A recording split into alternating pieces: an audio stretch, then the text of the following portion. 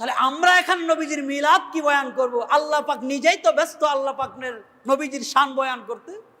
মেরে মুহতারাম ভাইও, নবী করিম রাসূল করিম সাল্লাল্লাহু আলাইহি ওয়াসাল্লাম আপনার আস্তে আস্তে বড় হইতে শুরু হইলেন। এর মধ্যে অনেক অলৌকিক ঘটনা ঘটেছে।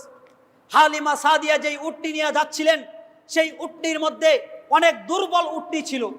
আসার সময় তাদের সময় লাগছে 7 দিন, বেদায়ান নেহায়ের ভিতর আসছে, কিন্তু যাওয়ার সময় তারা রওনা দিয়েছে শেষে, কিন্তু সবার আগে গিয়ে তায়েফে তারা উপস্থিত হয়ে গিয়েছে।